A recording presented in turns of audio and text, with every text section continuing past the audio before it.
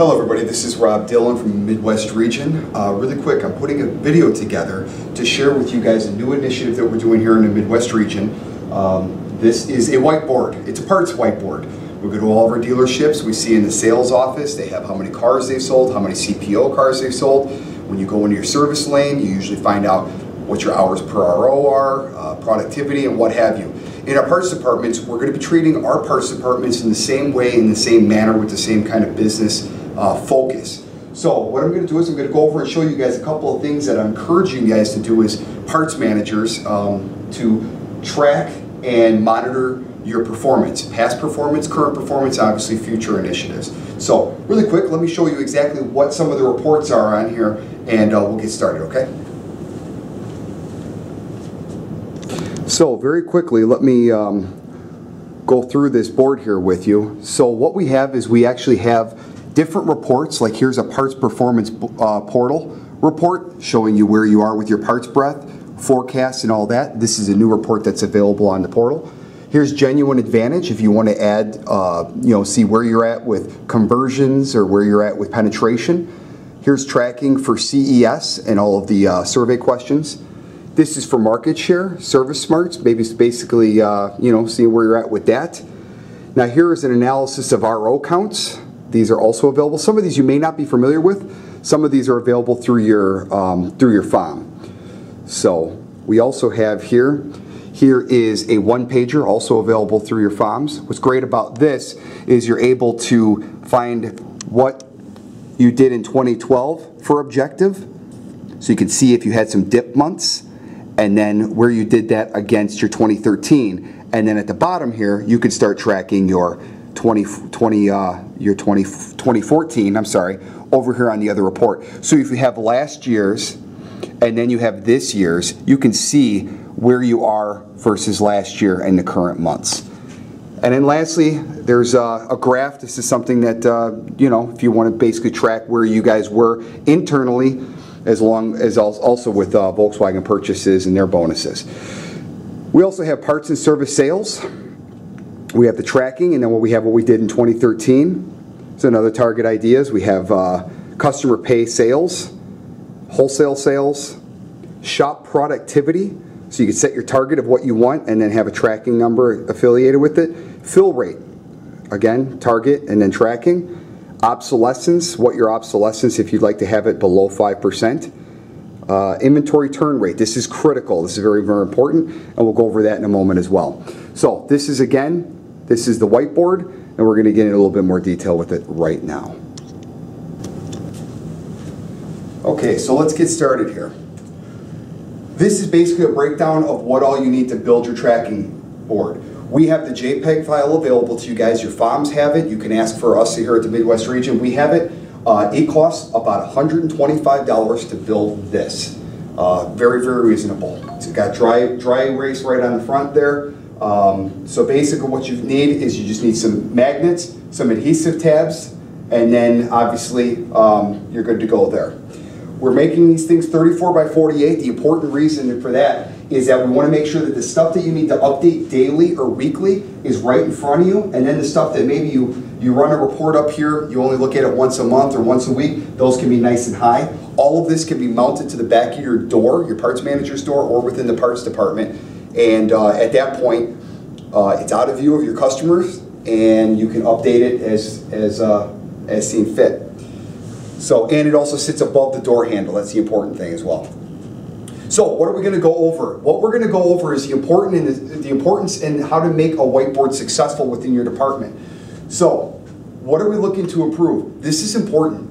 Your dealer principal probably gives you some clear set of goals, or you set goals for your team on what you guys want to do this year. Whether you want to increase your sales, whether you want to increase your fill rate, obsolescence, whatever they might be.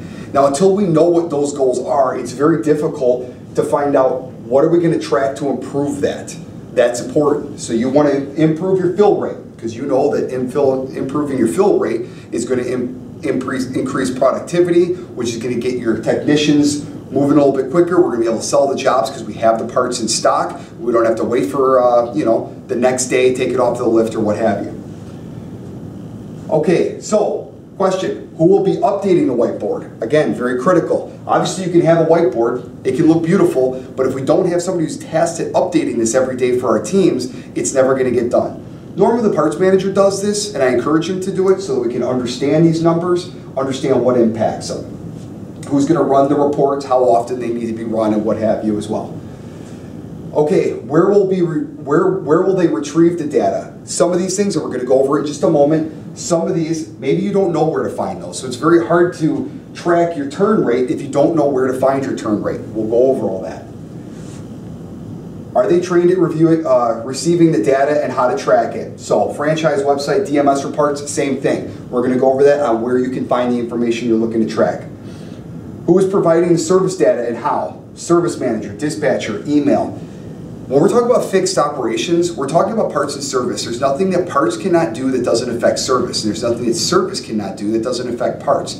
Why is this important? Because some of these things, for a very long time, we have never really tracked this as a team before. Usually, the old way is parts was paid on parts gross, service was paid on service, labor hours or what have you. We're going to try to pull those together because, again, we want to make sure that we're successful as a fixed operations team, growing the profits of the dealership. So with that being said, some of these reports are probably being done already and being tracked at service. Now all we need to do is figure out what is the metric of getting it over to you, whether it's going to be an email every morning, maybe he's just going to tell you, maybe you're going to go walk over to service and write down what the numbers are. Are they trained on what impacts the data? This is important. Obviously, if you're trying to improve your obsolescence, get it down below 5% of your overall inventory, it's going to be critical to find out what is it that's affecting that number negatively.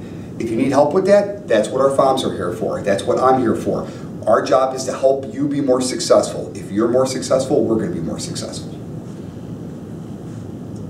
So, you know where to contact and who to contact to approve that data. Are fixed operations pay plans and incentives in place to ensure Whiteboard is viewed daily by all fixed operations staff? And do they know how they can improve the data? This is critical, and this is going to be a little bit of change of a paradigm here. The only way that this is going to get updated and the only way that people are going to look at these numbers is if they are financially tied to them somehow. Okay? One of the questions I asked all of my parts managers and parts staff when I go into the dealers is, what are we tracking this month?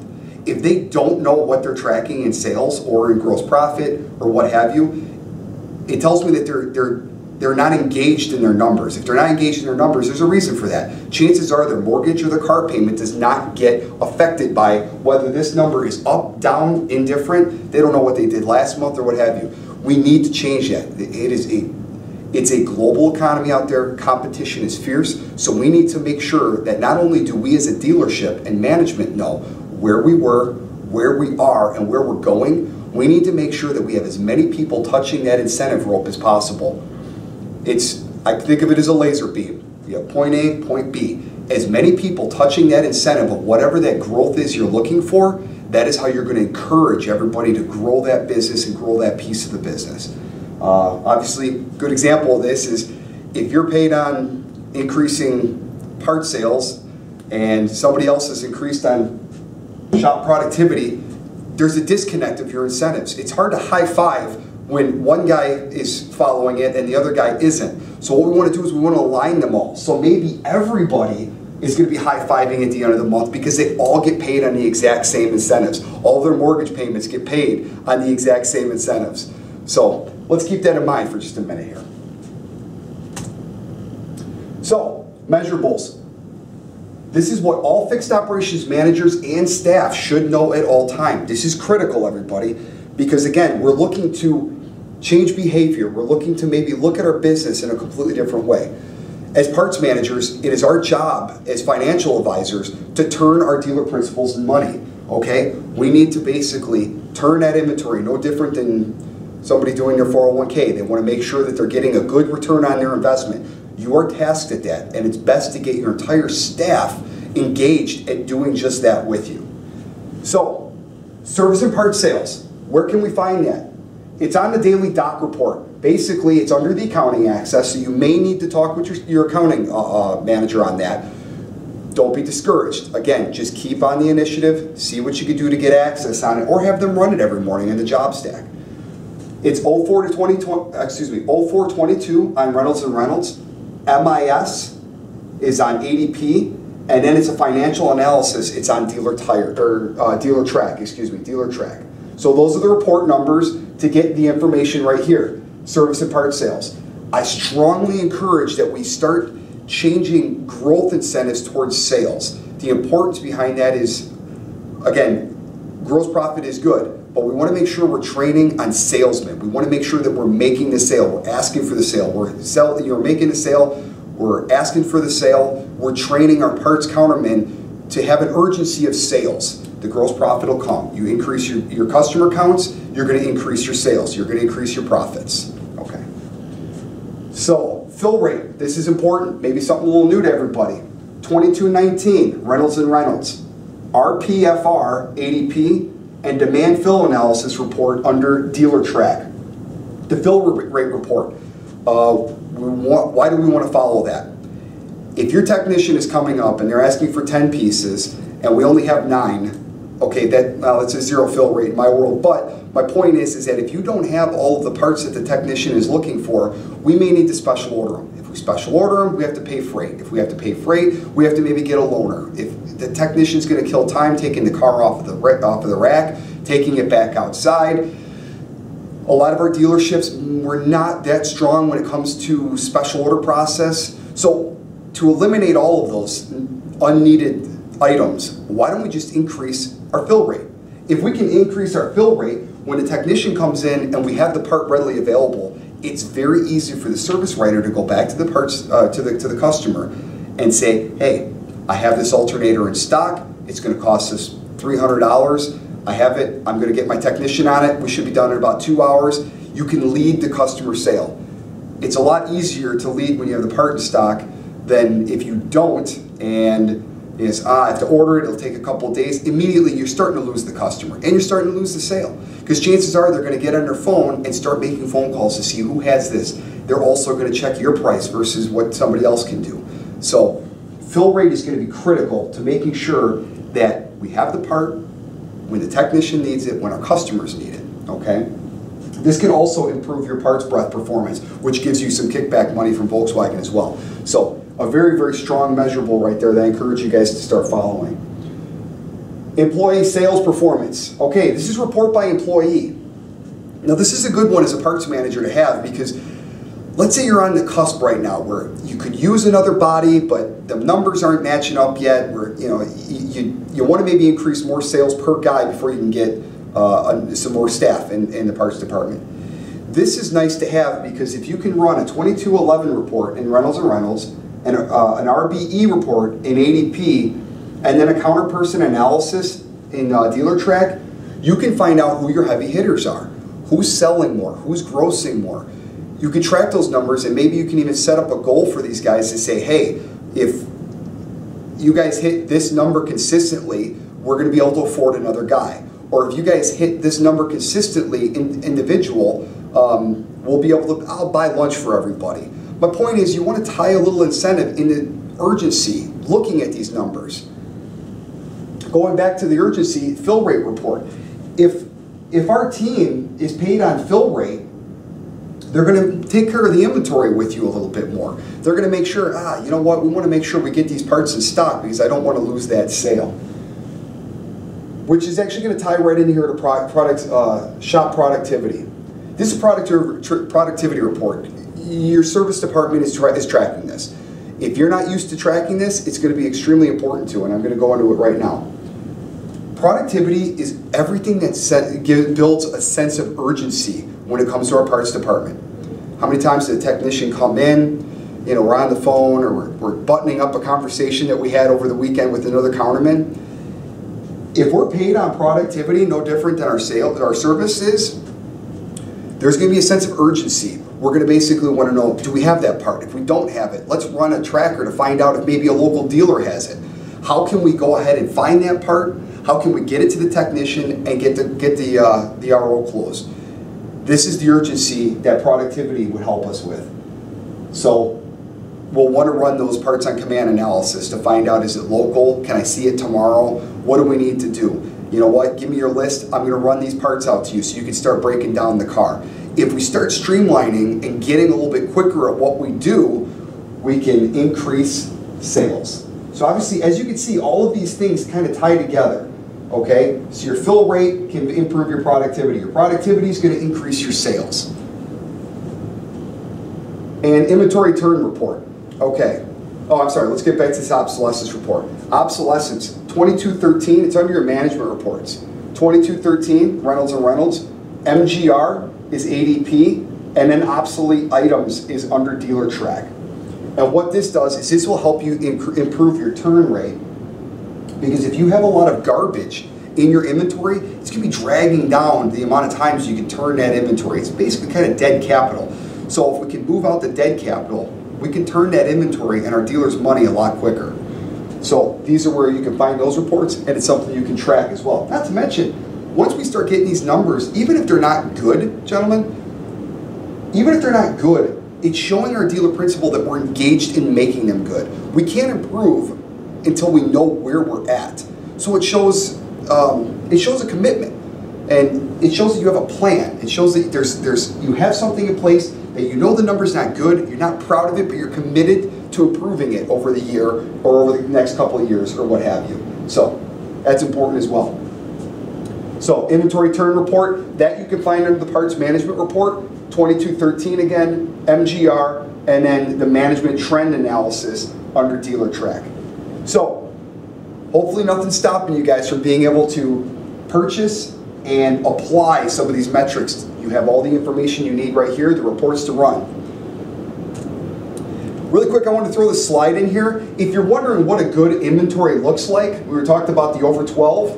Well, less than 5% is a guide. I'd love to see 0. I know it's, with boutique items and, get some of the driver gear stuff in there, it's seasonal. Sometimes it's not that easy to do, but this is a good guide. Try that.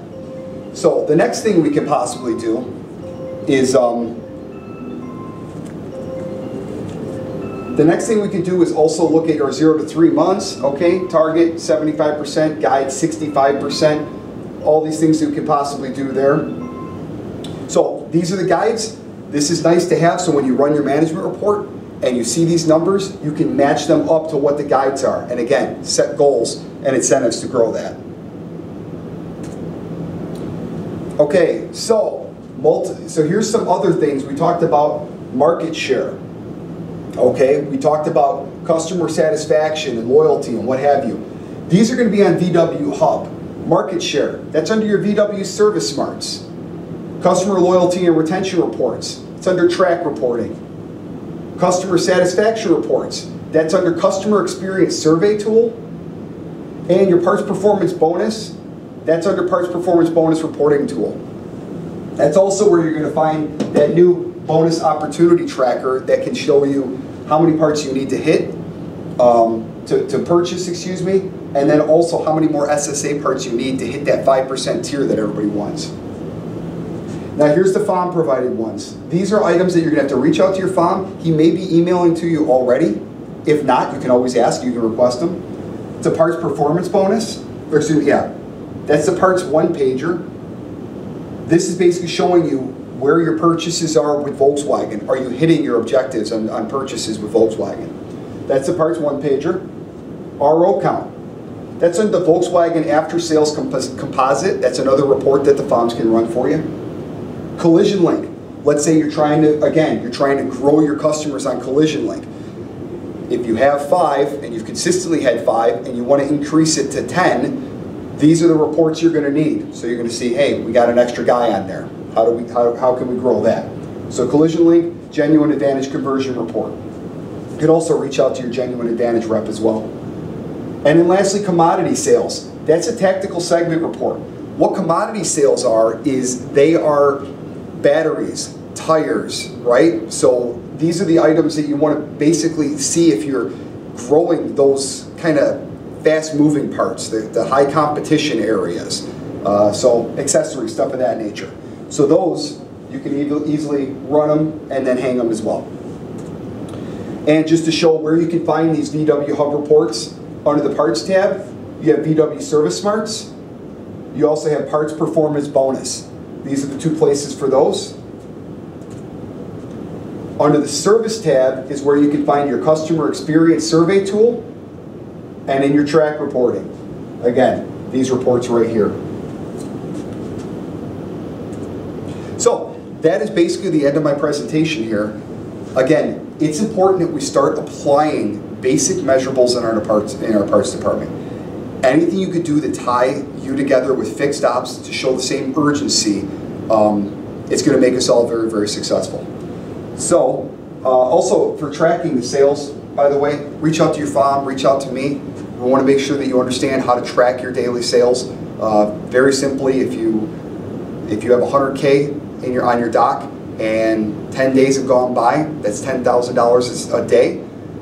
If you have 20 business days, multiply that by 20, means you're tracking 200,000 in sales. And then you can just write that right there under 200,000. So again, thank you for your time. Again, my name is Rob Dillon. If there's anything I can do to help improve your business, please reach out to me. I appreciate it.